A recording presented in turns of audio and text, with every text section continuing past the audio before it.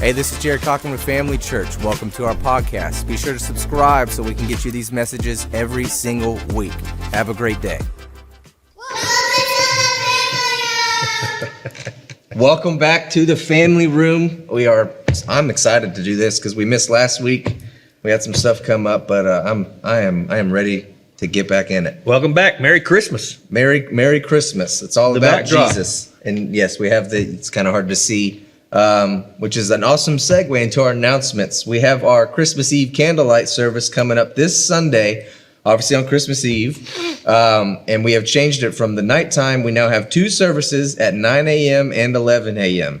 Again, that's the Christmas Eve candlelight service this Sunday on Christmas Eve at 9 a.m. and 11 a.m. Kelsey created a great graphic. Yes. And the way to invite people is to just tag them in that graphic. That's right. I did that with our whole family, and then I saw several people that were doing that with their friends. They just tag them in it. And yes. It's a nice, subtle way of inviting them to come to the Christmas Eve. It's awesome. 9 and 11. 9 and 11. And then we have the chili cook-off and following on the 31st, immediately following service. And then we filmed the exciting new member kind of introduction thing that will be starting in January. And if you've been interested in serving, which you should, we also filmed those today, some videos for that. That will also be coming up soon.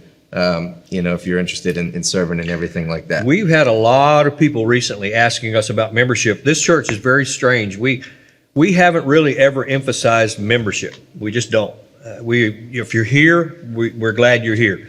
If you want to be here, hang with us. But we haven't emphasized. But recently, there have been a lot of people that are asking about it. So, Kelsey, I guess you or Kelsey, somebody came up with the idea of let's do it video-wise and make it so convenient that anybody who wants to can watch and learn, and we'll introduce them to all of the leaders. Exactly. We'll find a way to onboard you. Our onboarding process here for 38 years has been horrible. I don't think we have great team leaders and we have people that are running great ministries, but to get new people involved in it was always difficult because the teams run so well most of the time.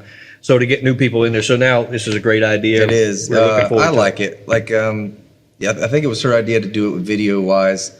When I did it at Celebration, you had to. It was obviously following each week immediately after church, but we're doing it, like we said, in a video format, so you don't have to worry about staying late, or if you're a volunteer, we don't have to get other people to man that station and do that kind of stuff. So I'm excited about that. It should be.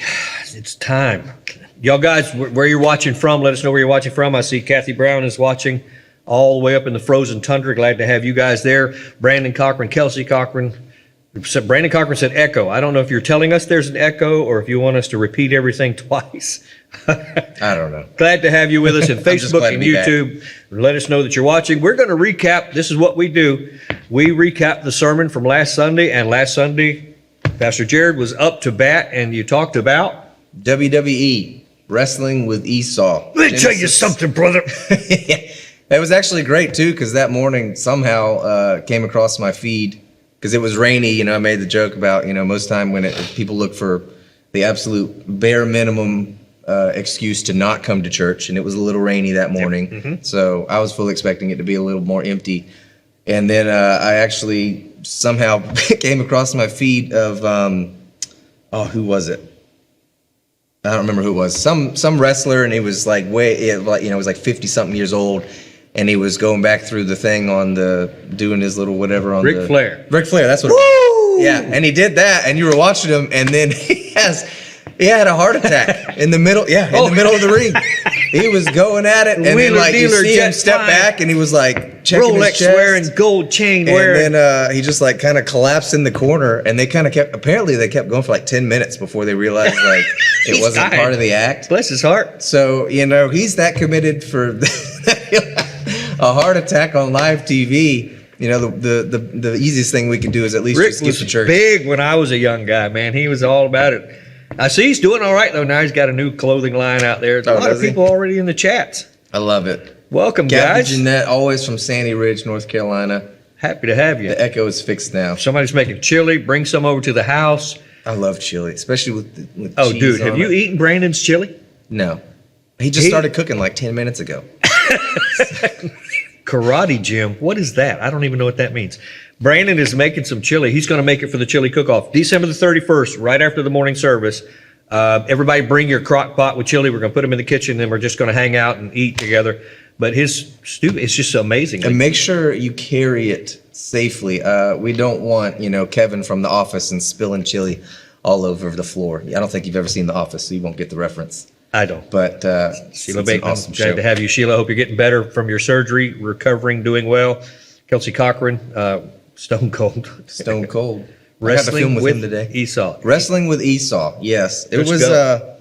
I was a little. I don't even remember how exactly I got that title, and I was a little iffy about it because obviously in the text, Jacob is wrestling with God.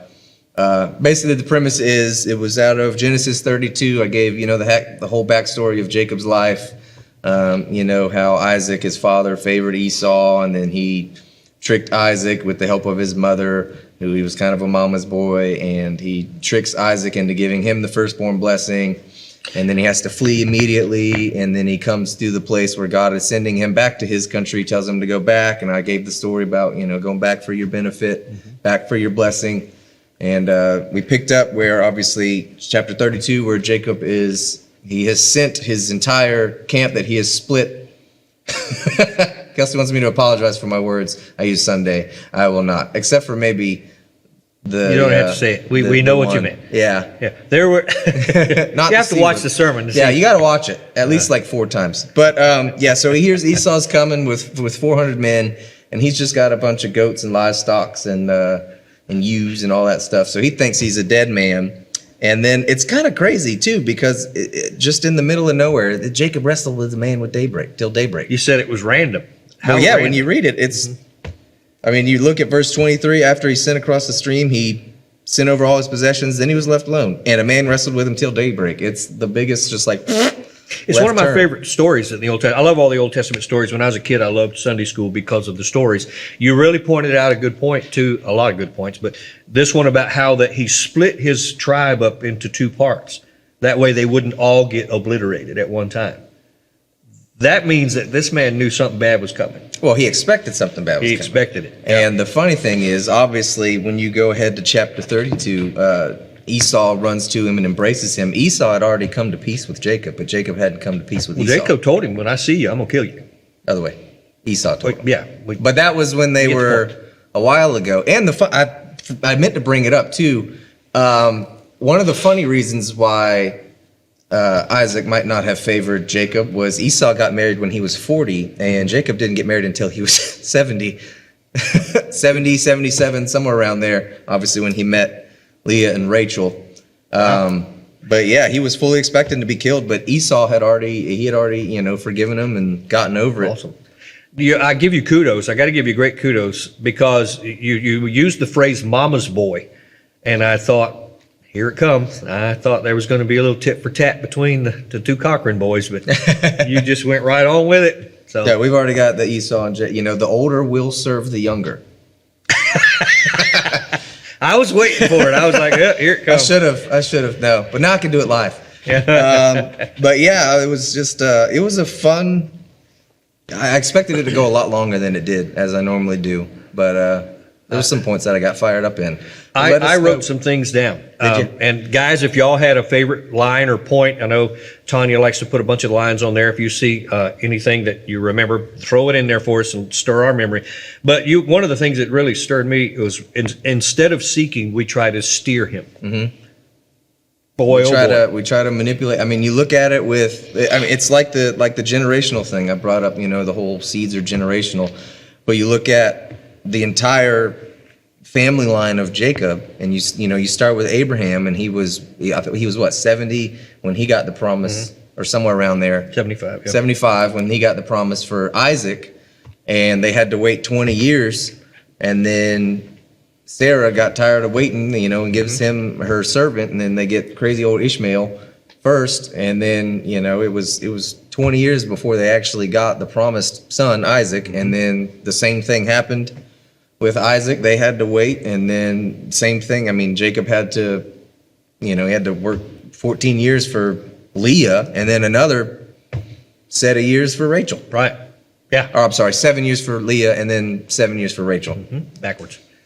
Either way, it was a complete cluster, but what a point. We instead of seeking God, we try to steer him. When you said that, there are a lot of points that you said that kind of ruminated in my heart. That was one, because as an older believer, so I've done that in my life, tried to, manipulate circumstances, tried to steer God, and this is a good idea. I think this will really be good. And it never works out well. It's never going to be well. The only appropriate way is to just trust him. Another line, if I may: respect the debut before the follow-through. Yeah, I liked that one. Respect the debut. Now, what does that mean for somebody who didn't see the sermon? That was, if you only focus on, I brought it up, if you only read like the first chapter of Jacob's story, and not even necessarily his birth, because obviously at his birth he comes second, but he's clinging on to Esau. They name him heel grabber, they name him deceiver, they put a label on him literally at his birth. And so, and then obviously the next time you see him, he's with his mother tricking his father to get the firstborn blessing.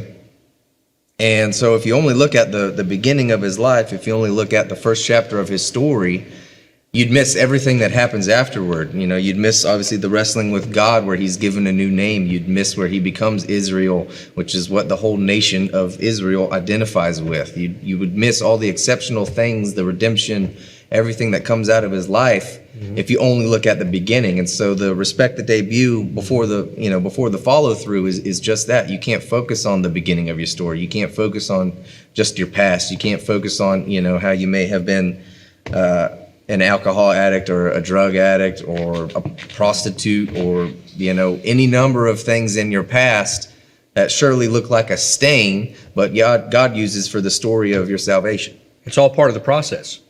And if you stay through the process, then you get to the promise. Progress. And the process, and the promise. Yeah. That was another thing, was the progress. Progress comes with the process. I think, even with myself included, because I'm such a perfectionist, it's hard for me trying to step into this role and not compare myself with, you or other people that you watch that, when you see how good someone else is at something, you don't focus on how long they've been doing it. Right. You just see where you're at. You don't see, they've been doing it for so long. You see their now and you see your now. You don't focus on how they were back then.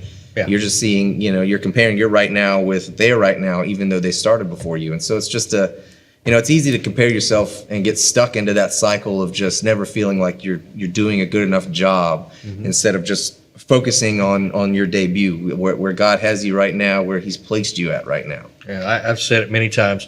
I've been doing this longer than you've been alive. So it's not a fair comparison of any way to compare anybody to anybody. Just be yourself. A couple of lines: we're focused on fast and not faithful. And then you have to have patience for your promise. I think that goes along with the point that you were just making. But we focused on fast and not faithful. Where did you get that from? That's so true. I was reading through it. I'm sure you do the same thing, but you're just kind of reading through it, and then you get other little stuff that pops up in your head.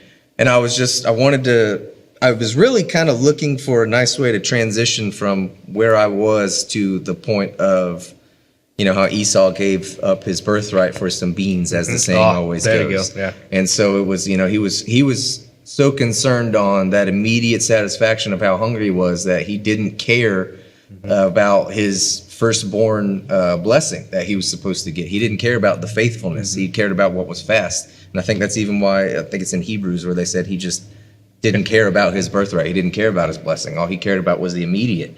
And he even married the Canaanite women, and for most of his life, until Jacob had to flee, he didn't even realize that bothered his parents.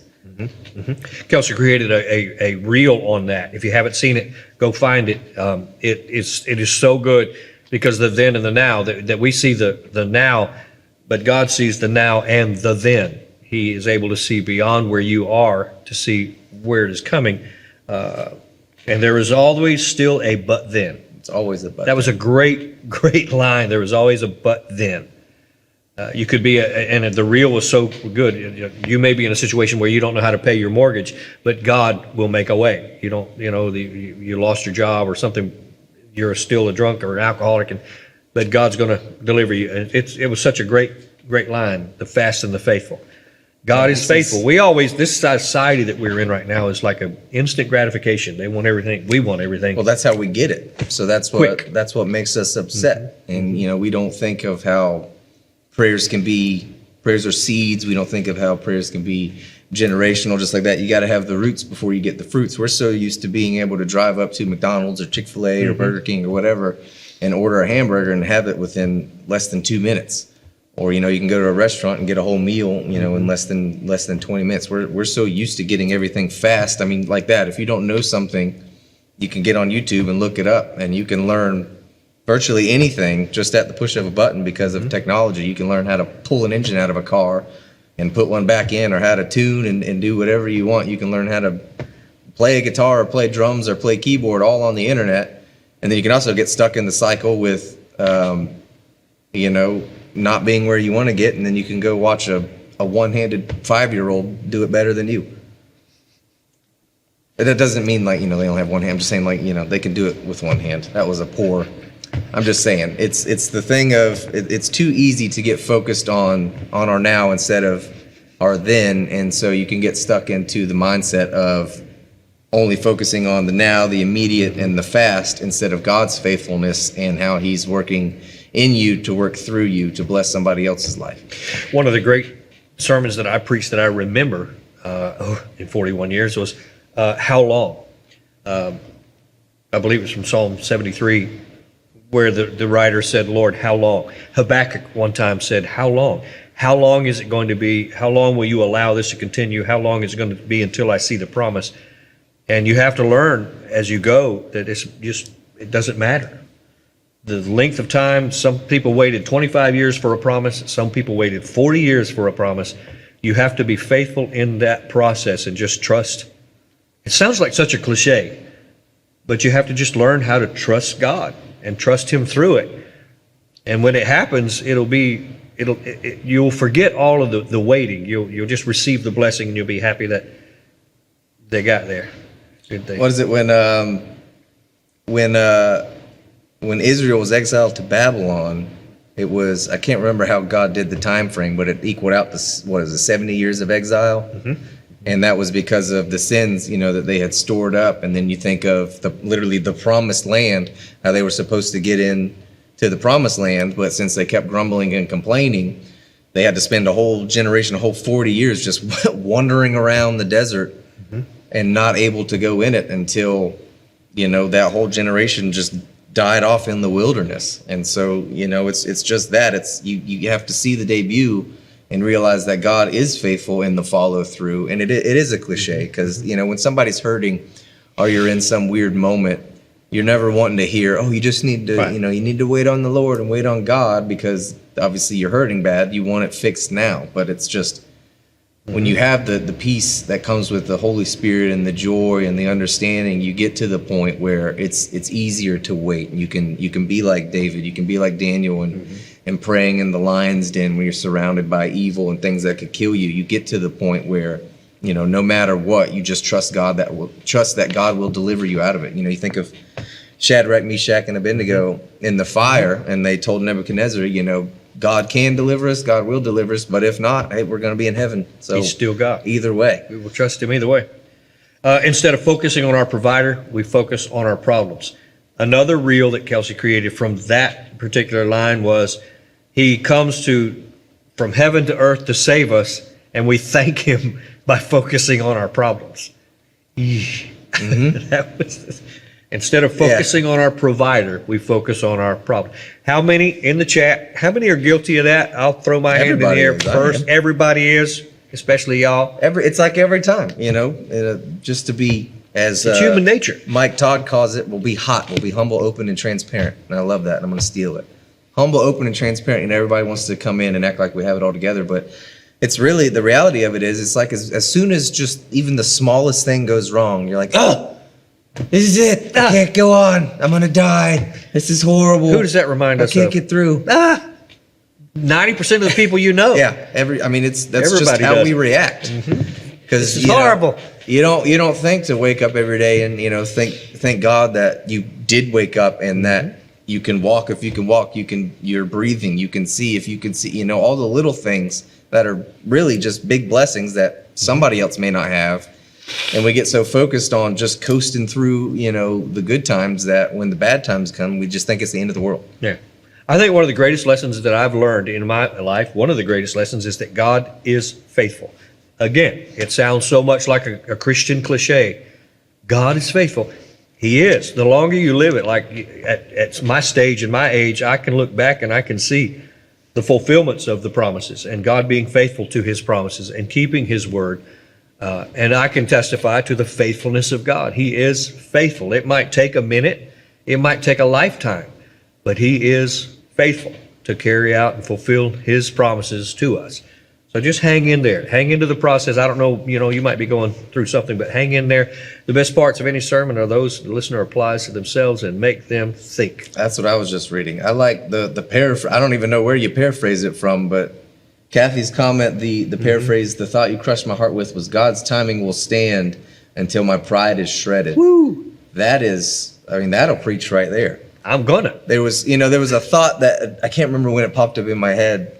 I think it was with one of the devotionals that we're doing on the music team together, and there was something about being in the desert and the sand and just being surrounded by the sand, and you don't think about the shredding, the sifting, as it's like the gold rush and then hunting for treasure, where they put all the mud and all the grime and all that stuff in the thing, and then they have to shake it and sift it and wash all the impurities away and get all the sand out of the way in order to find the diamond in the rough, in order to find the treasure, if you will. And Amen. So that's it. God will continue to sift you, but the best thing you can do just like that is to get your pride out of the way. Yeah. And that's just be one of the humble. hardest things. It is. Because sometimes it's blatant, and sometimes it's very, very subtle. Pride, when someone hurts your feelings. My pastor told me years ago, when somebody hurts your feelings, it probably is not your feelings, it's probably your pride. They probably found a little spot where your pride is still there, and you got bowed up, you get angry about something, it's probably because your pride has been touched. Exactly. Welcome, Kelsey Posey. Glad to have you there with us, continuing to pray for the Posey family and all your pets. Amen. Hoping y'all are getting better. Especially Adam. I don't know if he's watching, but tell Adam thank you. He knows why. We're still praying. Yeah, I'm still praying, but I'm just saying.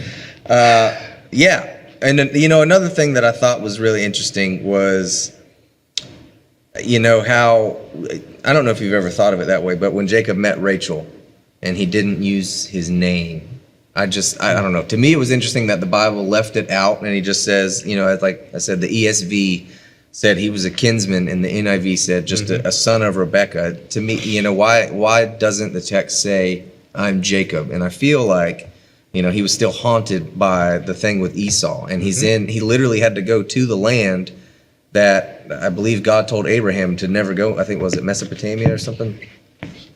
It's your story. I can't remember. I'm pretty sure somebody can fact check. Somebody fact check us. But I'm pretty sure God told Abraham don't go into that land, and Rebekah literally had to send Jacob into that land just to try to save his life from Esau. Wow. And so what, you think he was ashamed of his name or his past or all of that? he was just, I don't know. I guess all of it, because he's obviously running from it. He's scared literally for his life because his brother said he was going to kill him. And he meets these other, and he knows they're family members because the other people there told him, here comes Laban's daughter, and he was told to go seek out Laban. And another interesting thing too, not to get off topic, but all the shepherds there around that well were all waiting for all the others to get there in order to move the stone covering the well. And Jacob literally, when Rachel shows up, this is the first time he shows his true strength, and he moves the whole mouth of the well by himself. Come on. Which is just an awesome feat right there. I mean, she's no Kelsey, clearly, but she must have been something special to him. I had to, you have to set it up. But I just I don't know. It's interesting to me that he didn't use his name. I think he was still running from that. I'm sure he was ashamed because, it's like he tricks him, and then what's the point? He couldn't do anything with it. Well, don't we all have little areas of our lives and our past that we kind of hide it and Oh, of You course. said it many times. We hold our strengths out, but we hide our what we say are our weaknesses, the things that we're ashamed of, and that kind of thing. I think it was one of the greatest lessons of my life is to learn how to bring all that right out into the light. Because if you put it in the light, darkness can't use it against you. Exactly. It just goes right out there in public. That's who I am. In fact, I did that, and I did a whole lot worse than that. And it really delivers you from having to try to cover it all up. Yeah, nobody, well, yeah, most people, because I'm sure there's somebody that's like, wow, blah, blah, blah, and throw it all out there. But for the most part, yeah, people are just so ashamed of their past that they want to hide from it. And it's like, okay, like, I can understand where you're coming from because obviously you don't want to be known by that anymore, but you're not that person anymore. Amen. And your past is not your purpose. Your condition, is not your future. God has a plan for you, and what the enemy meant for, I said it Sunday, what the enemy means for evil, God means for good. So you should,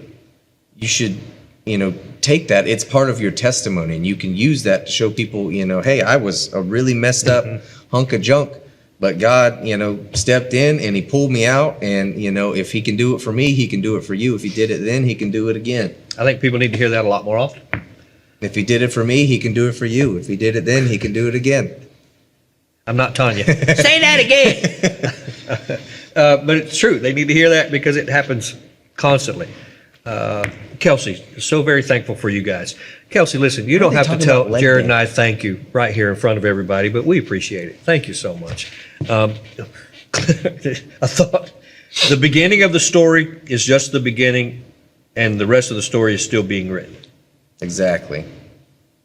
The beginning, every story, there's no novel that's just the beginning. Everything has the beginning, you have the middle, and you have your ending, or the ending. And that's, Is that where you got the post that you guys put on today? Don't compare your chapter 1 to somebody else's chapter 20? That was all her. That was set. Is that what you're thinking, Kelsey? That part of that, the beginning of the story is not all of it. There's still more to be written. Yeah, see, she's got she's got a lot of insight. I would love to get her on here. We got to get Kelsey on the couch. Can we vote one time, everybody in the Facebook and in YouTube?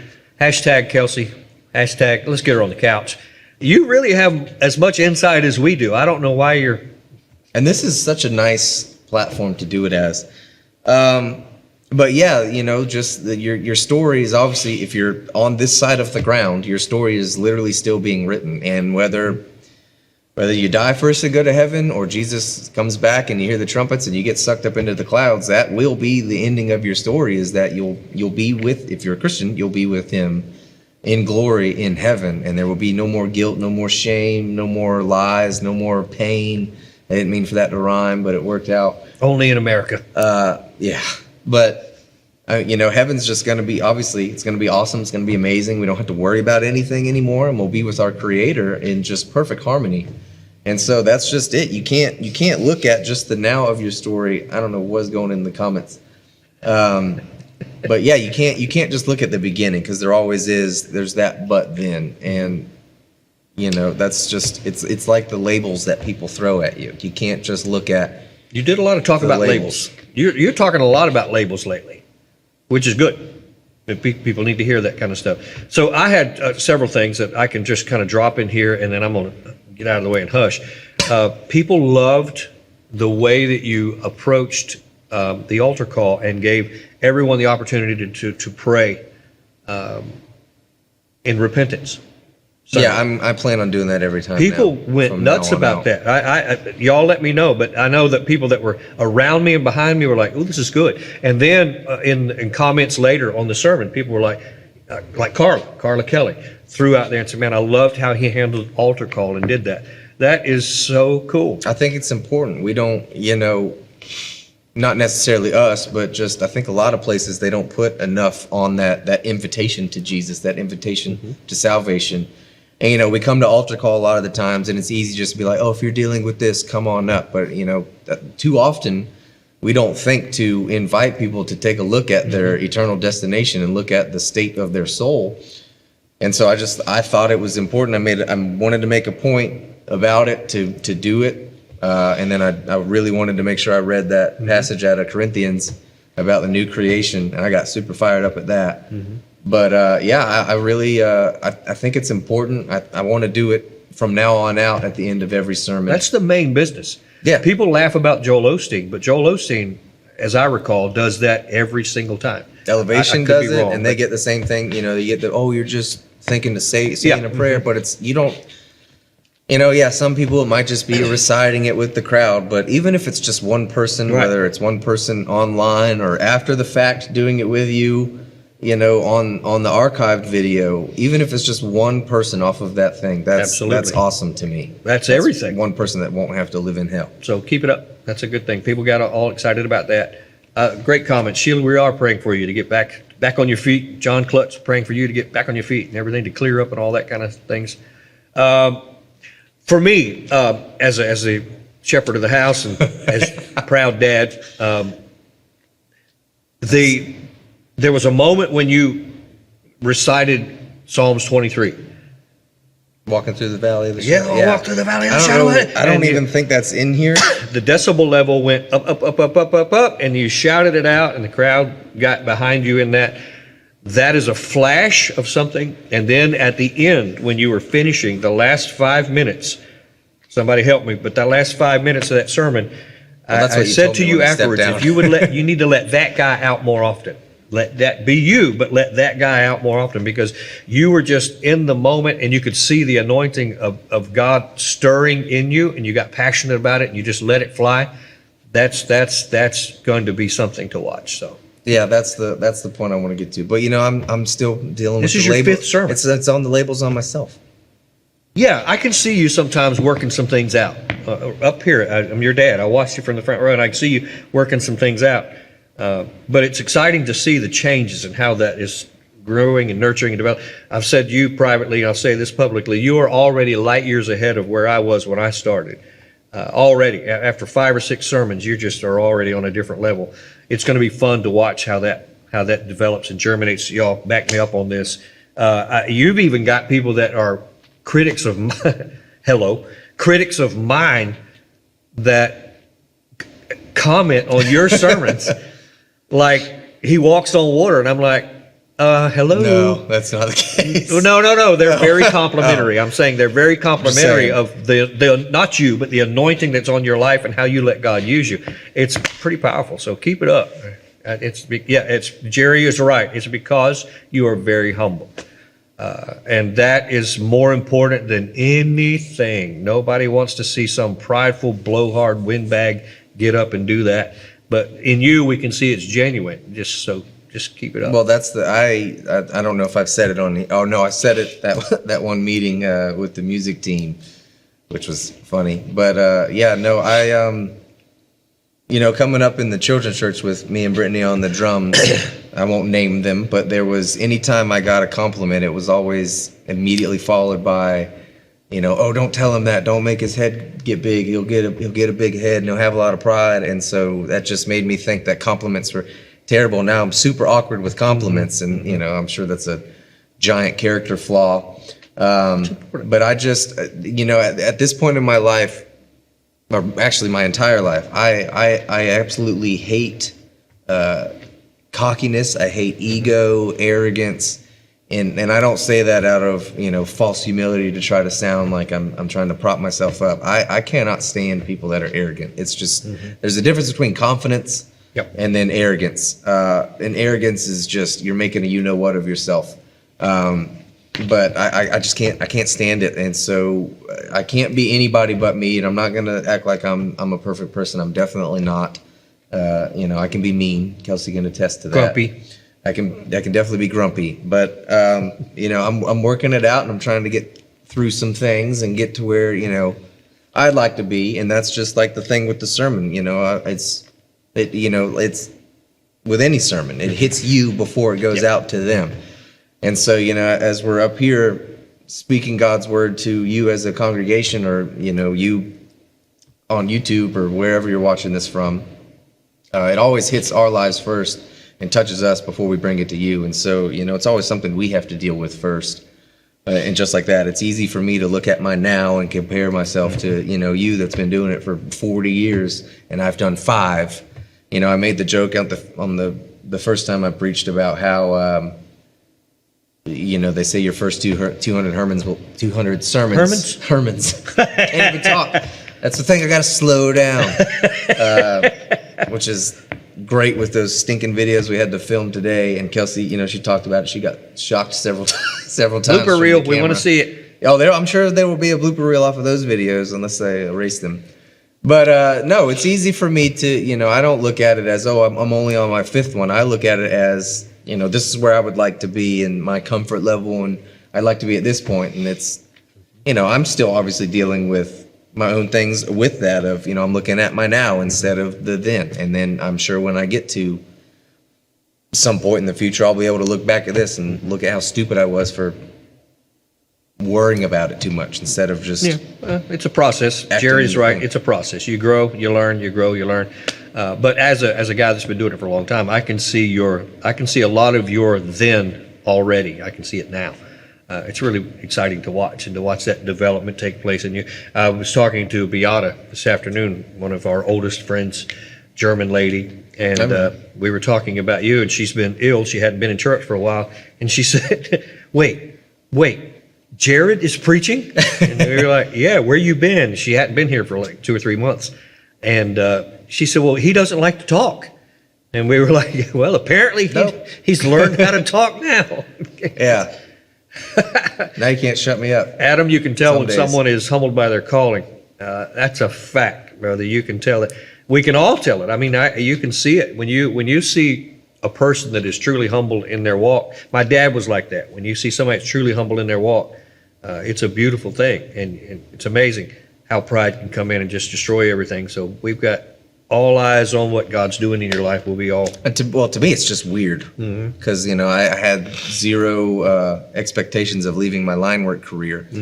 Real quick, my mother-in-law Jerry, you can find the reels on our YouTube channel if you go to the shorts section because she doesn't have Facebook. But to me, it's weird because you come up. Betty said she hasn't heard me brag. I'm not going to brag about the sermons. To me, it's weird because I feel like I just get up here and talk, and then when you step down and you see people responding, or Kelsey doesn't like to read comments. I'm a big comment guy. I guess the part of me likes like the drama of going in and seeing the stupid stuff that people says, and there's that little bit of you that can get bothered by some stuff that people say. But I like to see. I guess that's a lot why I ask people to make comments and stuff. I like to see people's other inputs. I like to see the way people think. I don't want to just see your highlight reel. I want to see your deep, dark secrets.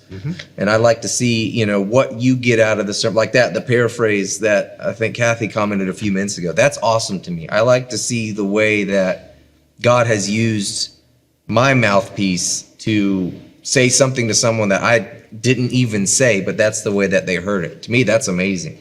And then to see, how it touches someone else's life, and to see just the way that people engage and respond, that's just awesome. Because to me, that's God moving. I mean, I constantly check the YouTube, and I love seeing like the old videos getting views because it's just like, wow. To me, that's God moving because there's no algorithm that's just throwing that out there because it's completely against Christianity and Jesus. So it's just awesome to see that God puts things in front of people at certain times for their life for the reason that they need to hear it.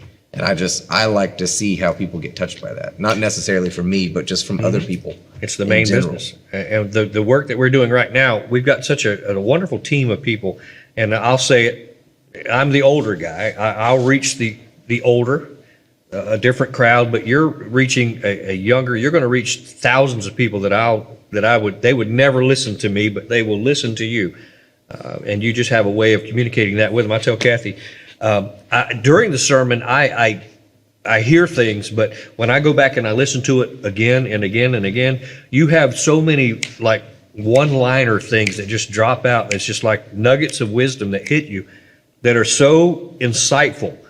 That sermon made me really think Sunday. I was like, I couldn't engage much with it as I was here because it was just so much. But when I watched it and listened to it over and over, it made me think. And it really, my dad used to say that when I would preach, my sermons would get to him at a certain level. And I thought, well, you've been walking with the Lord 70 years. How can I possibly but you're doing it already with me. The words and thoughts that you give make me think, and it stirs me to And that's dig what's in. weird, because to be, I don't know how you are, but like in that situation, like to me, it was just like, oh, it's a one little thing, and then like I didn't even build on it. To me, it was just kind of, I don't want to say it's like a throwaway sentence, but it was just like a whoop, and I hit it.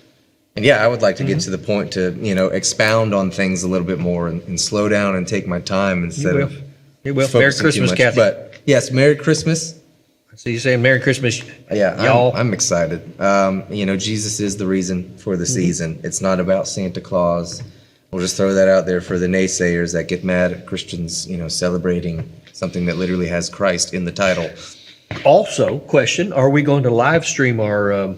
The candlelight thing? Candlelights. Yes. Okay. Both will be live streamed, and then we'll pick whichever one we thought was better, I guess, for lack of a better term, and then that will be rebroadcasted at the normal times, 3 and 8, and then Monday. So for people like you, Kathy, way up there in Sandy Ridge, 9 and 11 on Sunday morning, this Sunday morning, we'll have both of our services there.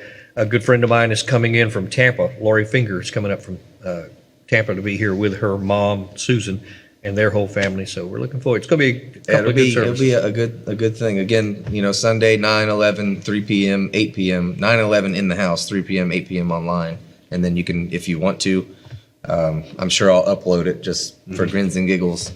But, Monday, 7 a.m., 5 p.m., Wednesday at 7 a.m., and then we'll do something. Now, tomorrow and the rest of this week, all of this stuff is going to move out of the way, and the nativity scene is going to be, Kathy is going to be continuing to develop that.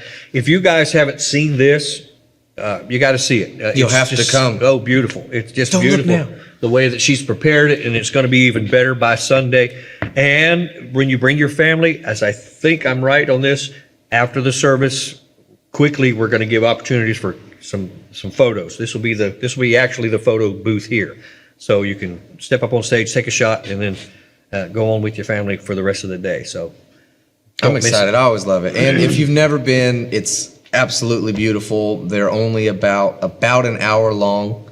I don't think it's ever ran over that. No. And this year we cut 1 or 2 songs just to. And new songs. To change it. Yes, there's a couple new ones. I won't tell you which, but if you would like to get ahead of the curve, they're off of the new Echo the Angels album that Elevation Worship put out, which is a wonderful Christmas album. And then, the other stuff is things that we did a few years ago.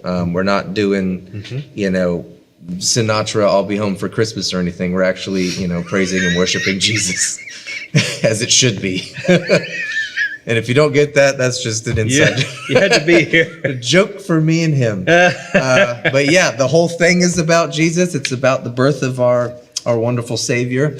And Baby, It's Cold Outside doesn't necessarily preach about that. So we won't be doing that. Buble singing jazz. We won't be doing that. It's just going to be some beautiful stuff. Yeah, I love it. It's really family. One of my favorite things. And then the 31st. 31st the first is going to time be you get to preach this month. Right? It's like, good Lord, do I ever preach anymore? The 31st is going to be one service, 10 a.m., Nail It to the Cross. We're bringing that back. So if you guys haven't been, I think the last one we did was 2017. It was like 6 years ago. So I wasn't here for that one. It's going to be an awesome It's one. going to be a great service. The cross is going to be out. We're going to be nailing things to the cross and throwing some things in the trash can. I'm going to do a short sermon on something to do with the ending and the beginning. And then we're going to kick off with a chili cook-off after service. Bring your crock pot of chili, put it in the kitchen, and we'll just share a meal together. We're really pushing in on community.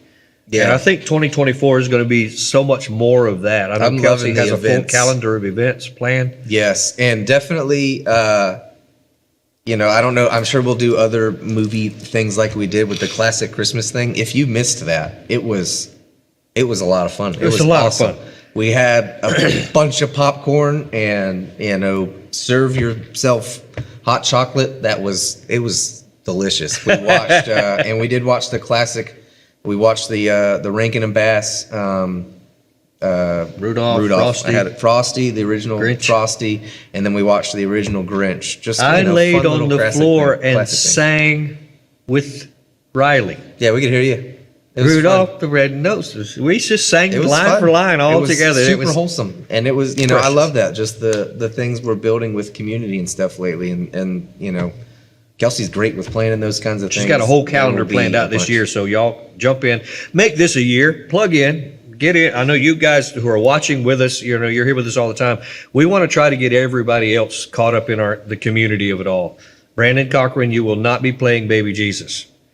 So He's got the body for it, a little tiny baby body. but don't bump. I wanted to bring it up too. The nail it to the cross thing. If you've never been, that's also a wonderful service.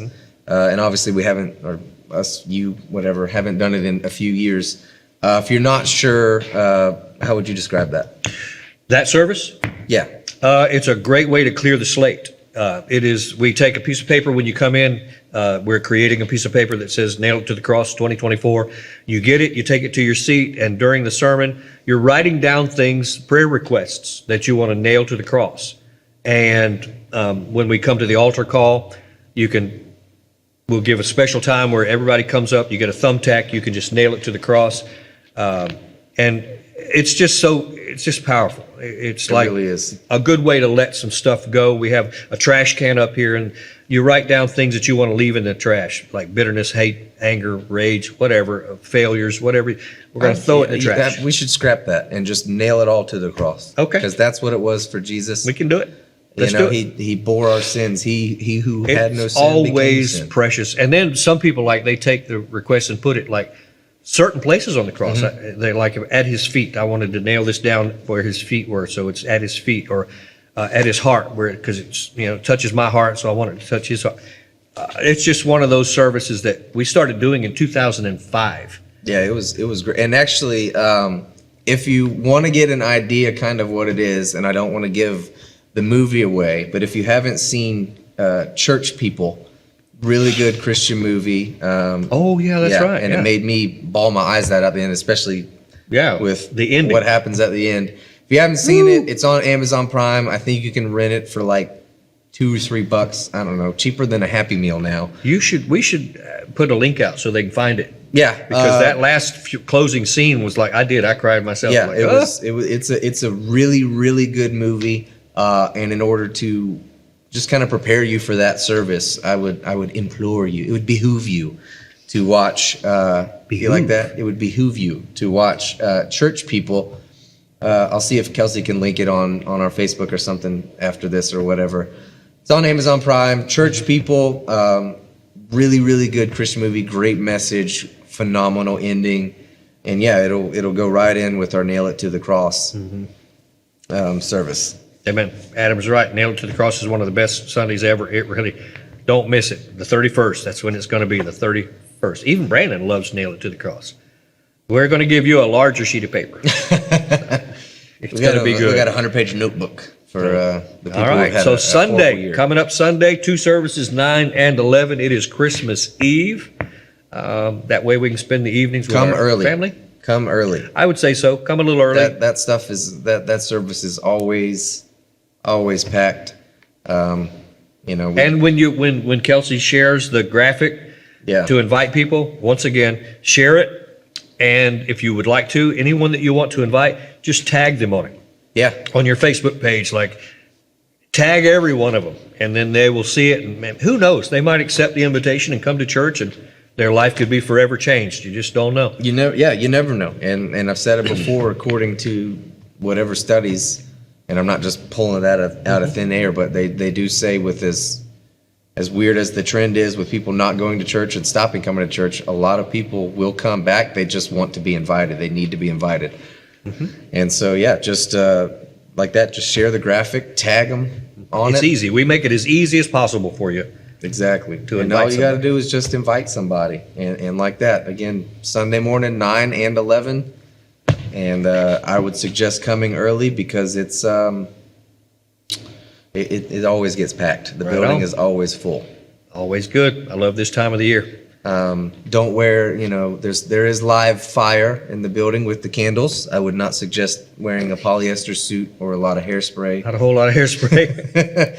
Just, I'm just making a joke. I love it. It's one of my favorite things. It is And a this good book. year, I get to read You'll it be with one of you. the presenters, one of the readers. It's going to be fun. I like it. We'll make sure we get new lighters for Mom because she always struggles with lighting them. Always. Should get a propane torch. All right, we're getting off track. But yeah, so I think that's it for tonight.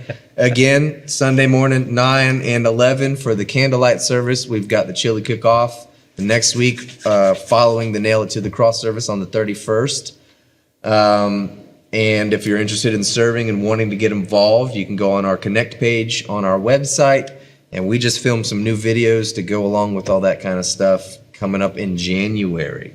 And 2020, more in 24, I think is what Mom hashtagged the other week.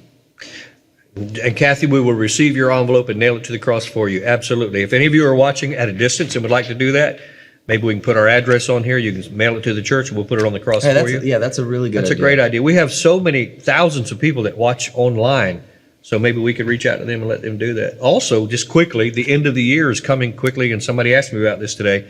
End of the year giving. Make sure that you mark your giving by December the 31st and all that. So if you do that, do that. Especially, I don't know if we do it. I know Elevation just did their big they offering. do the big offering at the end of the year to get behind the vision of the church. If you're not giving, it doesn't go into our pockets. It goes towards furthering the gospel. We can't do any of this as we do it without your wonderful giving. We both give as well and tithe. Amen. It is the one thing in the Bible that God says to test him on, and he is faithful. And he will bless you. He will bless your giving and your tithing, and Amen. it helps. It matters. It matters. It matters. is how everything goes. Kelsey just posted on the chat on the YouTube the Amazon link for church people if you want to watch that. It's really good. It starts off kind of slow, but man, it'll just pull you right into it. It was a great movie. Don't miss It will. So with that, we will see you on Sunday. Make sure you tag your friends and your family and invite them. And come Sunday, 9 or 11 or both if you want. I suggest getting here a little bit early. There's no team meeting. No team There's meeting no this team week. meeting. So if you want to come early, doors Come will on. be open. We will see you then. Hey, I hope you enjoyed today's message. If you did, make sure that you share and subscribe so that we can get you these sermons as soon as they are available. I'd like to take a moment and thank everyone that's a part of the family. Whether you serve with us or give financially, it's because of you that we are able to reach the world with the gospel of Jesus. If you have any questions or would like to get more involved, click the link in the description. Thank you. Have a blessed week.